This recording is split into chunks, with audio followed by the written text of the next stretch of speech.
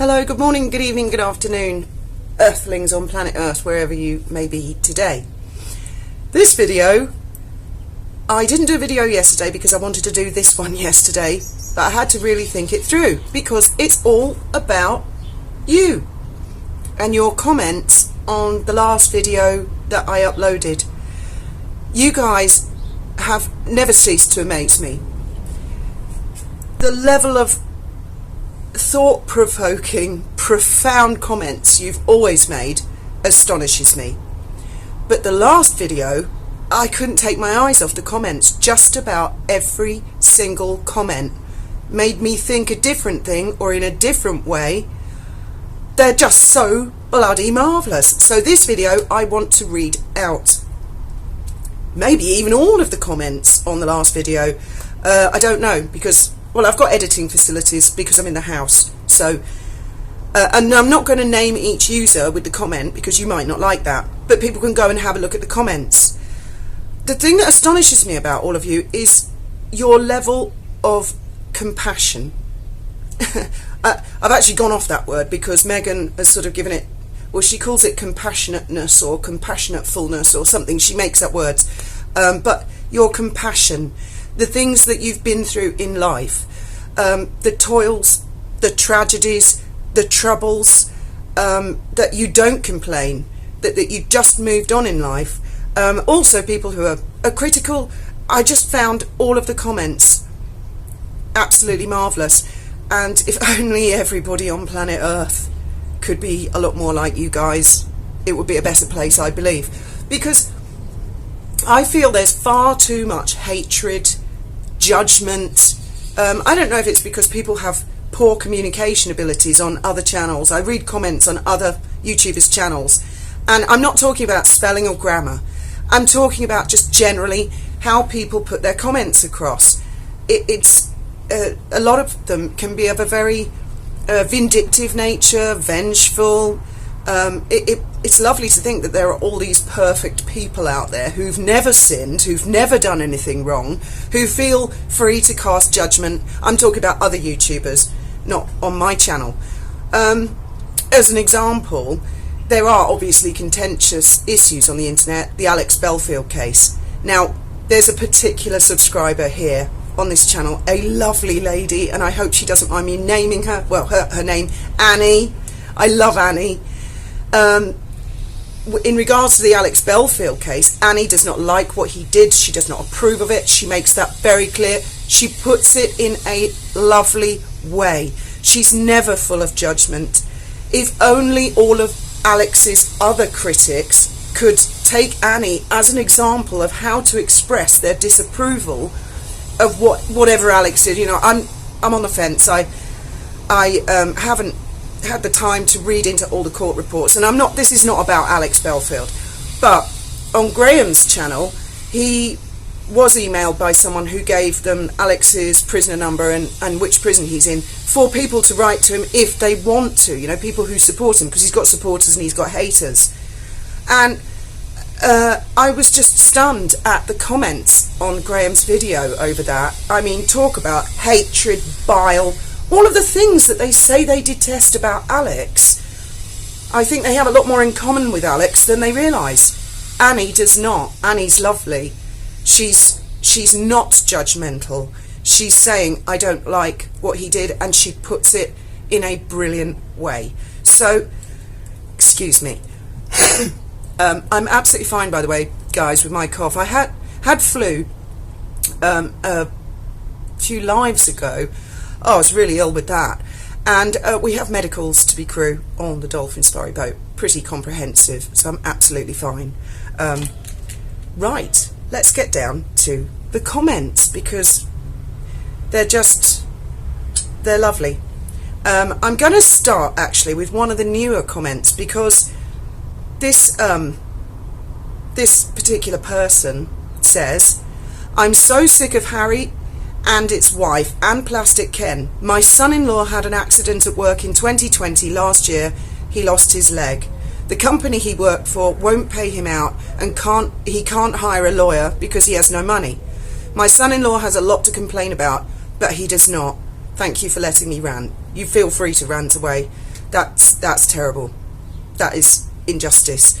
And that brings me to another point, because all your comments, they like bring me back to my own, where I commented that at least Harry had money. Now that has been interpreted by some, not many, in fact I think it was only one, that what I'm saying is rich people don't get hurt, rich people don't suffer. Well, that's bullshit. That's not what I was saying.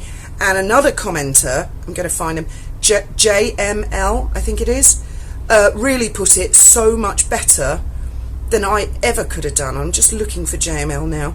There's a lot of comments. Also, Wolfhound, thank you. You're absolutely right. That last video has had an unusually high level of views, and I don't know why. And you could well be right. It could be a bot setup. So if anyone at YouTube is watching this, it could be that some troll, they can relatively cheaply pay for bots. Right, here we are. JLM. Truth is, money can provide a lot of treatment, distractions and compensations that can help to deal with traumatic events. It also wards off financial loss and hardship that losing a parent can create. Many people have the same kind of loss as Harry, but it is compounded by personal injury, disability, isolation, homelessness or poverty. Harry was away at boarding school when his mother died and was raised in part by his nannies. His connection to and dependence on his mother are therefore likely much less than your average kid. It is thus very irritating hearing him whine on and on and on about losing his mother in some kind of endless demand for sympathy. JLM, you put that so much better than I did in my last video. That was basically what I was saying, because yes, when a child loses a parent, it may be the only parent, and then that's it, they're on their own, and their grief can be compounded by the fact that they then have to face economic hardship. That was never going to be the case with Harry. Right, and I'm going to carry on reading these comments, because perhaps there are Harry and Meghan supporters. Well, I know there is at least one lady or gentleman. Another comment. Yes, he lost his mum, but so did William. Lots of other people have lost parents and other family members, but you don't let it affect you forever and a day. OMG, he was young, yes, but he was protected 24 hours a day and family around him. Yes, a lot of people say that, you know, William's dealt with it. William's dealt with it differently, I think, for many reasons. Firstly, his character is that their characters are very different, obviously. Secondly, I suppose the family would have put more focus on William because he's an heir to the throne. I think they probably overcompensated with Harry to make things better because he's more emotional, he's more sensitive. So yeah, that is a point that people raise a lot. Another comment, I'm not buying or reading the book. I'll keep my money for food. I agree, I'm not buying that book. I've no interest in buying his book. This tweet is quite funny. I laugh every time you're disturbed. I can't wait to see the next one, though I did enjoy the content. Yes, quite a few people found the last video very distracting because of all the noise. That's work, isn't it? I guess everybody gets that when they're at work. And at the Dolphin Safari, we get people who come in all the time and say things like, do you know where the local Chinese restaurant is? Do you know where I can buy a stamp? We get a lot of that. And my boss is always saying, have we got tourist information written above the door? Or we get people who come in who've actually been on a dolphin trip with the other company, and they come in and say, can you call me a taxi? Okay. And normally we're there giving people directions and stuff. It's just, I was signed off. I wasn't on the clock on that one. So I let Graham deal with it, because you can imagine Graham loves to sit back and let me give all the directions and stuff. Yeah, this one, I'm sorry about this. I enjoyed the content of your video, but the extraneous noise and hustle and bustle are very distracting. You need a quiet area for people to enjoy the full content of what you're saying. Please consider this to be constructive criticism. I do, actually. And I've got another video coming up which might amuse quite a few of you, because I need a studio. I need a studio and I need a Winnebago. Excuse me. Oh, here's another one. I've never heard of this channel, but this video popped up in my feed. Did I just watch someone complain about people coming into an information centre every 30 seconds looking for information? No, we're not an information centre. I don't know how wise it is making videos like this at work, wearing your employer's name, etc. People are fired for this when, let's say, Harry and Meghan fans call and say, I saw your employee saying blah, blah, blah. Is this your position too? Call away. It's the Dolphin Safari in Gibraltar. At that point, I sure hope she's on a break and not making YouTube videos on the clock. This whole thing felt shady to me. Okay, on to the next one. Hare needs to look at Trading Places. I think they're referring to the film, a wonderful film. Money, prestige, and always fall back. Royal family, get a grip, boy. Look for reality instead of fantasy. Own what you could have been. You worked hard for the brass ring on your carousel. I'm not sure I understand that last bit, but maybe, this is another comment, maybe he can write a follow-up book and name it Spare Us. Right, this one. My children lost their father unexpectedly when they were young. Made sure to move forward as individuals and become productive citizens. Think of the good memories. That failure is a lesson learned in the journey toward your goal. Don't surrender to failure. And grief, joy, death and life is just a normal process of time on earth. They are now well-adjusted, productive citizens, and I love being a granny and a cougar. Oh, you're naughty. I won't name the poster for that, but I mean, anybody can go on. I'm trying to find some, because some people have lost children. Now, that's a whole other form of grief, I believe. Praise the Lord, that has not happened to me or Graham or to our parents, but we do know people, and I think if Harry could think to himself, yes, it was tragic that you lost your mum, but Harry, could you think to yourself how unbelievably awful it would be, God forbid anything were to happen to your children. I personally believe that's a whole other level of grief. And can't you count your blessings, Harry, and think, okay, I went through that. I mean, I'm judging his book before reading it, and I'm not going to read it. I'm sure the newspapers will catch us up on all the general terms. But it seems to me he just looks so miserable all the time. And I think we can all imagine why. But can't he look at the blessings, at the good things in life? Does it always have to be a continue? Because you bring yourself down, dude, by dwelling on it all the time. Or is it just that that's the money maker? Is Diana and her death, is that what is going to pay the bills? Because that's awful, Harry, if that's the case. Harry is suffering from jealousy, not because he lost his mother at a young age, actually not young by world standards.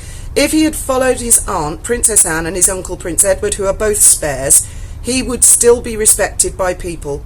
But he let jealousy and love for luxury titles, etc., rule him to become the clown he is today. He doesn't deserve any sympathy.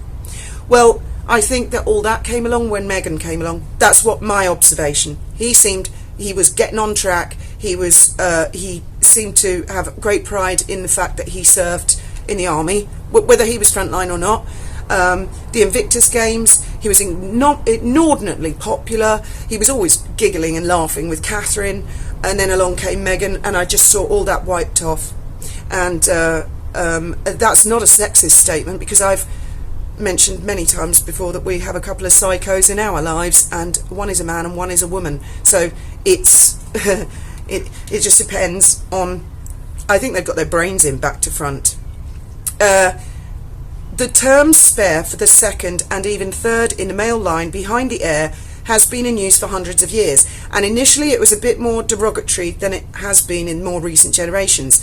Diana may have been the first one or the first to link heir and spare as the duty of princess or queen is tasked, but it definitely was a sentiment that's not coined by Diana. Yes, there've been a lot of, because I wasn't sure. Now, what's become clear to me through the comments is that the term heir and spare has been around for a long time amongst the aristocracy. That's what a lot of you have implied. And of course, Diana was aristocratic. She was the daughter of an earl.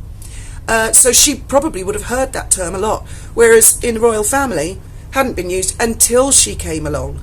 And by the way, I seem to recall some criticism when Charles and Diana became engaged, that people were like, oh, he's going to marry a commoner. Oh, well, at least she's part of the aristocracy. I distinctly remember people saying things like that. Whereas, I've always rather got the impression that the aristocracy tend to look down on the royal family, in a manner of speaking, or with a little reservation. Aristocracy, I mean, there's a broad spectrum of aristocrats, a broad spectrum of very colourful, entertaining and historical characters. But the royal family's sort of different, and I could be wrong. If you're an aristo out there, I could be wrong. But I get the feeling that aristos, they have their own family history, they have their own problems, they have to upkeep of phenomenally expensive large buildings. Usually it's the roof leaking that's worried them and where they're going to get the money from. So they sort of observe the royal family with curiosity, as opposed to looking up to them in a hierarchical system. I'm digressing a little bit here from your comments. For crying out loud, Meghan was invited to a lot of the royal family functions like Christmas. Whatever happened to the family, Meghan never had. Prince Harry said that. Has he already forgotten? Thank you, I'd forgotten that bit. I mean, that kicked off a whole hornet's nest, didn't it, when he said that? The Markles were like, the family? She never do what now? And you see how the narrative seems to change with Meghan. It never, there's no consistency. This one is, I'm really looking for some of the comments where I had several students lose a parent when they were close to the same ages, but they were all lower middle class. I wouldn't go to Harry for advice choosing a job or breaking up with my boyfriend. I wouldn't even ask him to recommend a restaurant to eat in. Some of you have actually said as well, the only thing Harry and I have got in common is we breathe air, you know, or we're carbon life forms. It's true. I mean, none of us can comprehend or really understand what it's like to be a member of the British royal family. Completely, I agree. My dad passed away in June, but we could not find his body till end of August. Horrible, most horrible months in my life. Mum had a stroke. Grandma wants everything. Considered even Harry had everything, and he doesn't have to worry about money. Most important thing in life is money when you're poor. So poor me, Harry, doesn't work for me. Yes, I think this is the thing. Yes, rich people, people who are wealthy, people who are comfortable, of course they have the same problems as us. But when you have money, for example, when Diana died, Charles took him off to Africa somewhere, didn't he? Well, that's really expensive. How many children out there, or parents who've lost a child, and then a bill lands on the doormat and they're like, I don't have any money to pay this, and they're already grieving and in a terrible spot. I really want Harry, and one of Harry's fans, let's put it that way, said, you know, that the royal family didn't allow him to have therapy. They didn't allow Diana to have therapy. Well, I watch everything Diana, all things Diana, and I watched Diana in her own words when it was on YouTube years before it was up on Netflix. And it is up on Netflix, and if you listen to that, she says the royal family arranged many different therapists, and I was in tears almost every single day. Princess Margaret received therapy. Of course, the royal family have therapists. They have access to everything. Stop buying into her victim narrative. Please, open your eyes, those out there that believe this. Excuse me. The remark about Harry sharing the joy he's found came right out of Meghan's mouth. It's one of her words, isn't it? Joy! Share the joy! I find her such an absurd and see-through character. Harry seems to believe he was the only one to lose a parent as a child. I'm beginning to feel he's using victimhood to excuse his loathsome behaviour towards the royal family. I'm beginning to feel repulsed by his very public bleating. And if you read some of the stories on here, and I mean, there's hundreds of comments, so I'm trying to work my way through. Harry will never admit it was his mum that called him a spare. Yes, I remember it was Diana. It was just one of those sort of, Oh, I've done my bit, the heir and the spare. And nobody mentioned it again. I mean, she said it like one time, and then it was never mentioned again, not in the press, not to my recollection, until Meghan came along, and oh boy, never hear the end of it. Now it's on the front cover of a book. Winger and Megain, hello pussy, are so me. I get sick of the poor us. Just once I wish they would think about their families instead of how we can make a dollar. It's interesting you say that, because when they first said they were going to leave the royal family, I thought to myself straight away, what are you going to do? Whatever you do, you're going to be criticised. If you, for example, have a biscuit factory, people are going to say, oh, you're cheapening and lowering the royal family. I never thought that they would start sellout stories. I actually didn't think that Harry would do that. It's quite shocking. But, as again, I reiterate, the book's not out. I'm not going to read it, so I can't really judge what I have not read. I can only judge that Omid Scobie article that I read the other day, and it didn't impress me. He just gets on my nerves. Many people have gone through far more. Yeah, read some of the comments on this. In the unlikely event Harry Windsor or any of his PR people watch these videos, please read the comments and see the tragedy. One gentleman said that out of his 6 children, 3 had died. Harry, get a grip of yourself, man, and look, other people far more impoverished and less privileged than you have suffered terrible tragedy, and they pick themselves up and they get on with it. And gone on to lead a happy life, productive lives. It's time he moved on. And scabies, oh, he's little Meg's lapdog. He's as bad as them. Say anything for money. And I won't repeat the last sentence. You can go and read it for yourselves if you like. So yet another load of rubbish from Rachel Ragland, aka Omid Scabies. It has her name written all over it, and yet again complaining how hard it is to be a royal and how badly Sparry was treated, yet they were still clinging to those titles. Yes, exactly. Well, the wedding, she was invited to Sandringham for the Christmas. She went on the train with the Queen. She was welcomed with open arms. It's quite frustrating as a Brit, don't you guys find, and as Commonwealth citizens, that everything was extended and it, well, I mean, I could see it was going to go tits up from the engagement interview. Hey Avid, Prince Harry is an embarrassment to his family, country and worldwide. I'm failing to think of one couple to date who is so despised in the world. Scooby-Doo is like watching a continuous comedy skit every time he... I lost both my parents at the age of 6. Yes, I was left in care, the care of my maternal parents, who had 10 family members living together in a 2-room small apartment in Brooklyn. As I got older, I bounced back from one aunt's small apartment to another. They were all struggling, poor family. My grandmother had 6 daughters, and their husbands were merchant marines in 1959. We all lived with my grandmother and grandfather. It was extremely crowded. And that's quite a long comment. Yes, I get your point. That is a phenomenally difficult upbringing. I always thought that Harry looked the bravest, strongest young man for his mum. He should be so proud. I would weep if my son was so strong. I think that's a reference to when they were walking behind the coffin. And yes, that's an added ingredient for both William and Harry. That bad enough to lose a parent, but the parent happens to be the most famous woman on planet Earth, and then as little guys they had to hold it together, not cry. I mean, for girl, I know this is going to sound really sexist, but we girls can cry. Men, it's, it's a thing.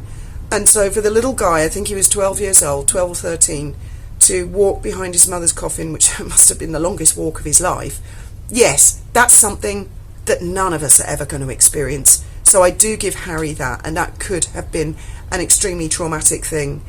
But it happened, Harry, it happened. And no one can do anything to change that. And you had Prince Philip there, and you had your father there, and you had Earl Spencer, and your brother, and you got through it, and you should be proud of yourself. And I think one of them, I seem to recall either William or Harry said when their mother died they inherited 50 million mothers. And I think that's probably true as well, that an awful lot of people felt that they wanted to look out for both boys. And so that was always going to be the legacy for whatever girl married them. I think Catherine totally understands that. Meghan, not so much so. I think she just saw it as a vehicle and a stepping stone to further her career. Anyway, carry on with the comments. He would have had access to the best healthcare in the world as well. Sometimes you have to put your big girl knickers on and live life and be thankful for what you've got. Yes, perfectly said. Perfectly said. Perhaps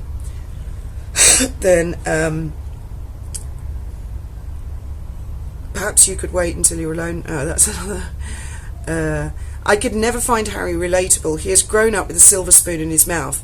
I could never find Smegsy relatable either. My mum and dad didn't have the money to put me through school like Smegsy's dad did for her. A big night out on the town for us was going to Quincy's, which was an American restaurant, and maybe getting clothes from Walmart. I lost my dad at an early age and I had to get on with it. All H&M are worried about is money and not the reputation of his family. And yes, I think she pretty much wrote the book. He didn't say that all of her lies on Oprah were lies or made them to be bigger than they were. He didn't correct her at all. He just looked as shocked as Oprah when the lies would spew out of Smegsy's mouth. Yes. I mean, I don't think there's a comment on here that I disagree with. I'm still trying to find the one. Someone else said Diana absolutely was the one who coined the spare moniker. She also called her sons the killer whales because of hunting. Yes, I vaguely recall that. She was also the one who called H clingy and needy as a child, but she got off on and encouraged that behaviour while putting inappropriate pressure on her advisor in matters beyond his age. And that's one of Ruth Ann. Ruth Ann is a legend with legendary comments. Dear Fiona, all I can say is that I'm glad that Harry was born a spare. Can you even imagine him trying to run the country? Well, that's the thing with the monarchy. You get who you get, don't you? It's a bloodline. It's a hereditary line, so it's not an election. My dad was orphaned at 3, brought up by a teenage sister. 2 brothers died in World War I. He was beset by health problems, but he was a brilliant dad and never whinged. My granddad served on the Somme and his wife died at 36, leaving him with 4 young children and 12-hour shift as a miner. He never whinged. My mum was one of those 4 and was 12 when her mum died and looked after her 3 younger siblings. She never whinged. So excuse me if I think Harry is totally and completely pathetic. He should grow a pair and get on with it. Or retrieve them from Meghan. You know, I saw a very funny meme years ago, which I won't repeat. It was, being human is the only thing we have in common with Harry. Yeah. You are correct about Diana and the spare. Harry obviously has not had the help he needs if at this point in time he is still suffering from the loss of his mother. Well, I think it's been raked up that the loss of his mother, I think he'd got to a place, he's okay, and it's been raked up and it's been capitalised on by Meghan. And to Meghan supporters, that is my perspective, that's how I see it, and I am not the only one. And can you see why we disapprove and don't like the way Meghan goes around about things? I lost my mother when I was 10, and I've always thought that was the worst thing that could ever happen to a child, but I got the impression the princes were raised by nannies and seldom saw Diana, who seemed to be always off with boyfriends on holidays. I don't... Free speech. This person, they're not into Diana. I love Princess Diana. I think she was a great mother. But you can come and comment on this channel. That person has put that in a very polite way. Articulate. That's fabulous. That we can all have different points of view as long as we put them across in the right way. I mean, some of the trolls that hate... Well, I won't say trolls. Some of the people who hate Alex Belfield... You actually make me warm towards Alex. when you talk shit in the comments, you're not doing his victims any favours at all, except for the lovely Annie. Because when I read Annie's comments, then I come back to her way of thinking, because she puts it in such a lovely way. Everything you've just said is going to totally backfire. When the book comes out, the media will trot out picture after quote after video of the exact opposite being true, and he'll be caught out in all the lies yet again. Even the happiness he's found, there's literally miles of video showing him sad and miserable. Think UN. Yes, he did. He looked particularly pissed off at the UN. Can we please lay Diana to rest? The desperate duo with their shared psychosis and discombobulated view of reality are irritating. To a certain extent, yes, I agree. People say, let Diana rest in peace. I want to remember Diana, the happy times. She was a funny, happy, bouncy lady. She was not always tragic and crying, and that's not how I remember her. And I think it is terrible that her memory is being, twisted and trashed. Let's hope, fingers crossed, that the Crown do the entire family justice. It's going to be on TV in a couple of days. I am going to watch it. Let's hope that if Harry and Meghan have said or done anything to cause damage to the royal family in the Netflix docuseries or the book, that it will ultimately, and I believe it will ultimately, blow up in their faces, and they themselves will be the ones ending up dealing with the backlash. In the meantime, thank you all very much for your comments. I've actually gone back and reread them, and there are tragic comments of people who have lost children, and they pick themselves up and they get on with life. I'd also like to recommend a film that I saw the other night. It's quite an old one, I think. It's called 3 Billboards. It was on Spanish TV. I was shocked. I was sitting there like that. There's violence in it, but not like normal Hollywood violence. I mean, like punch-ups like you see in a pub, occasionally. It was shocking, but at the same time it was very moving. 3 Billboards, because the characters did terrible things to each other, and yet ultimately they found a way of forgiving the others for what they'd done to them and picking themselves up and getting on with life. And I will leave you with that thought and see you maybe below. Thank you for listening.